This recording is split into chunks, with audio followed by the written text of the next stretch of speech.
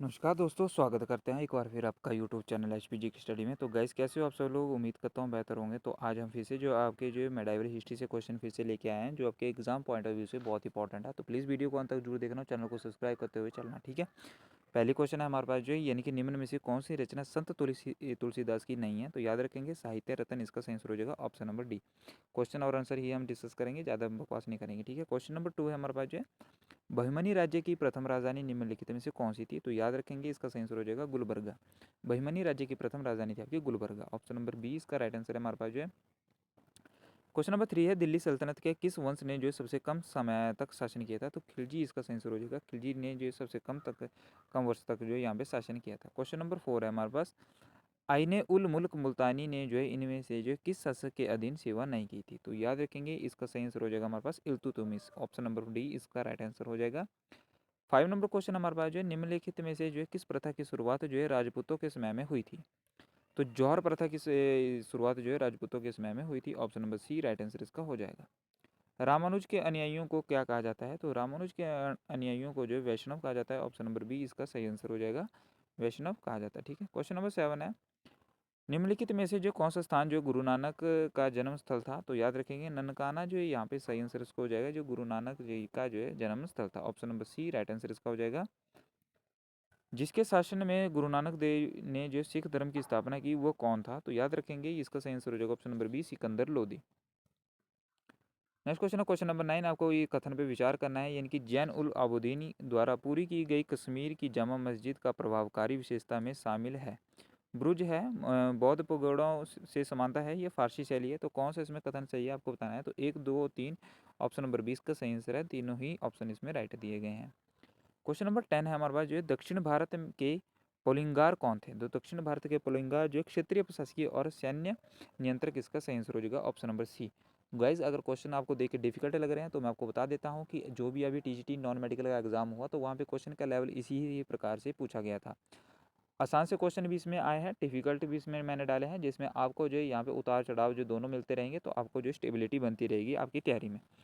Next question है question number 11 है, महाप्रभु वल्लभाचार्य की जन्मस्थली कहाँ पे है? तो याद रखेंगे ऑप्शन नंबर डी इसका सही आंसर हो जाएगा चंपारण। ऑप्शन नंबर इसका चंपारण सही आंसर हो जाएगा।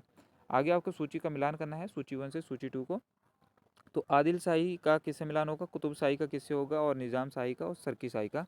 तो इसका सही आंसर हो जाएगा आदिल शाही का मिलान होगा, यानी कि बीजापुर से। याद रखेंगे आदिल शाही का मिलान होगा बीजापुर से, ऑप्शन नंबर 2। और उसके बाद कुतुब शाही का निर्माण जो गोलकुंडा से ही होगा, और इसका निज़ाम शाही का पहले से होगा, सरकी शाही का आपका 4 से होगा, यानी कि जौनपुर से। नेक्स्ट क्वेश्चन है क्वेश्चन नंबर 13। आपको बताना है कि निम्नलिखित मुस्लिम शासकों में से किस एक को जो उसकी धर्मनिरपेक्षता यानी कि सेकुलरिज्म में आस्था के कारण उसकी मुस्लिम प्रजा जगत गुरु कहकर पुकारती थी? तो याद रखेंगे सही आंसर इसका क्या हो जाएगा, यानी कि Ibrahim Adil Shah. Option number C सही आंसर इसका हो जाएगा।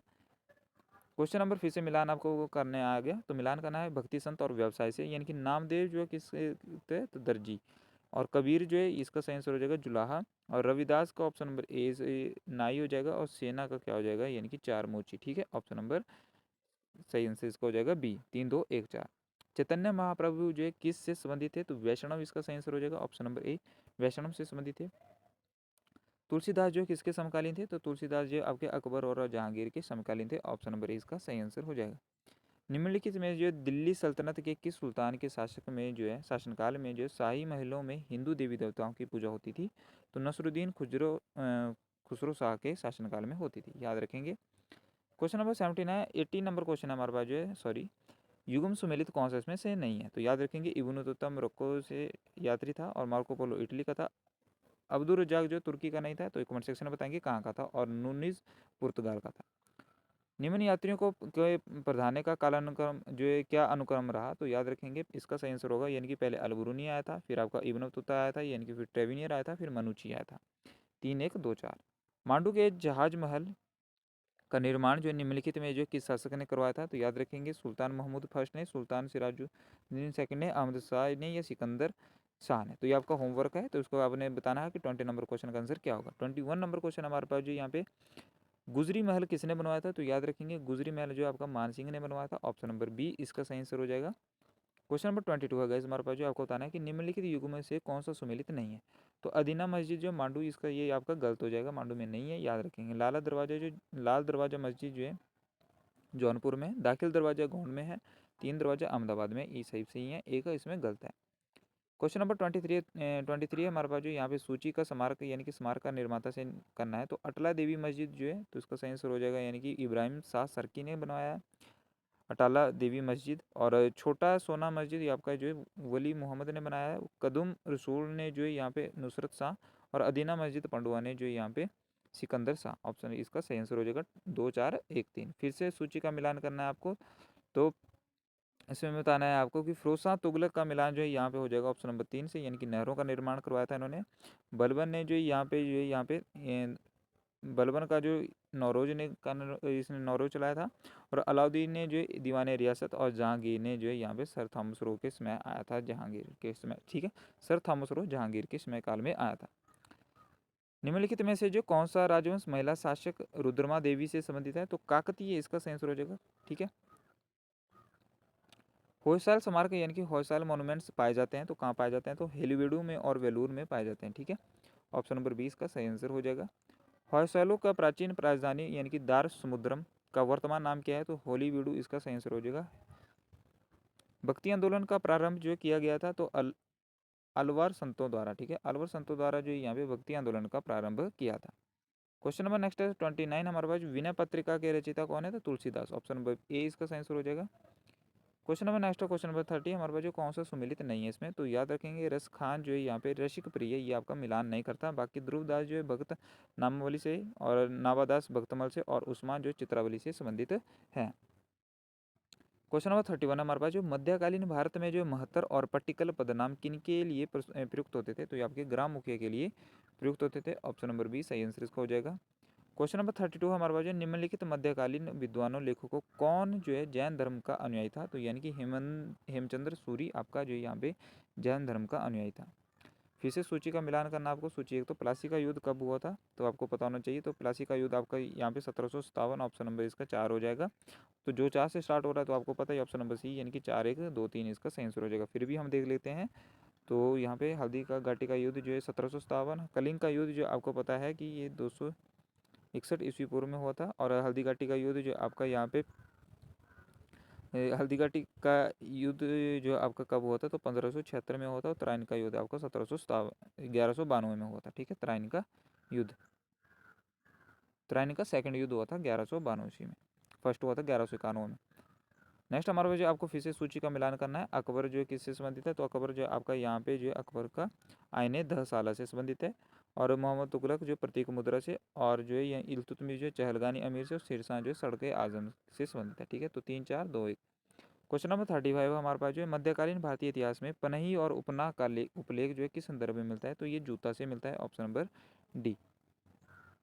मध्यकालीन भारत में शब्द यानी कि फणम किसे निर्दिष्ट करता था? तो सिक्कों को ये निर्दिष्ट करता है। ऑप्शन नंबर बी सही आंसर इसका हो जाएगा।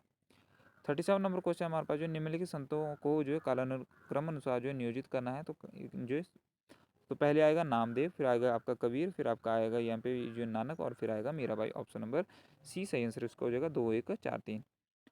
38 नंबर क्वेश्चन है निम्नलिखित में जो कौन सा इस्लाम में से प्रभावित था? तो इसमें बताना है कौन सा इस्लाम से प्रभावित था। तो नामदेव जो आपका इस्लाम से प्रभावित था। भक्तों संतों पर विचार करना है आपको। दादू दयाल, गुरु नानक, त्यागराज। तो इनमें से बताना है आपको कि कौन सा उपदेश देता था या देते थे जब लोधी वंश का पतन हुआ था और बाबर सत्तारूढ़ हुआ? तो ऑप्शन नंबर 2 इसका आंसर हो जाएगा गुरु नानक, ठीक है।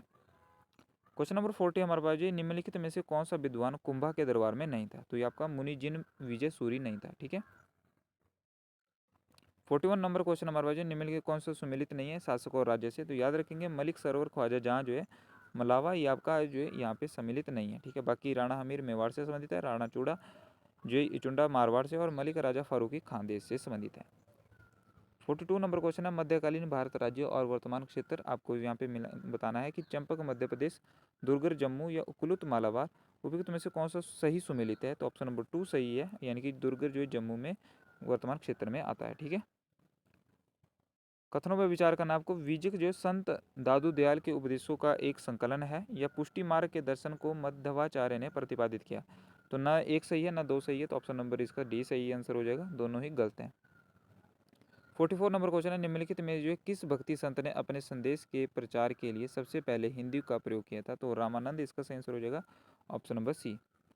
क्वेश्चन नंबर 45 हमारे पास जो यहाँ पे आपको बताना है कि निम्नलिखित में से कौन सा सुमेलित नहीं है? तो याद रखेंगे चांद बीबी अवध से संबंधित नहीं है, यानी कि बहादुर शाह गुजरात से, रजिया सुल्तान दिल्ली से, बाज बहादुर मालवा से संबंधित है, पर चांद बीबी जो आपका अवध से संबंधित है नहीं है। 46 घटनाओं पर विचार करना है आपको। विजयनगर के कृष्णदेवराय का शासनकाल, कुतुब मीनार का निर्माण, पुर्तगालियों का आगमन और फिरोज शाह तुगलक की मृत्यु। तो ये आपको कालानुक्रम से बताना है। तो पहले होता कुतुब मीनार का निर्माण, उसके बाद फिरोज शाह तुगलक की मृत्यु, फिर उसके बाद जो आपका पुर्तगालियों का बाद पे आगमन और विजयनगर के कृष्णदेवराय का शासनकाल।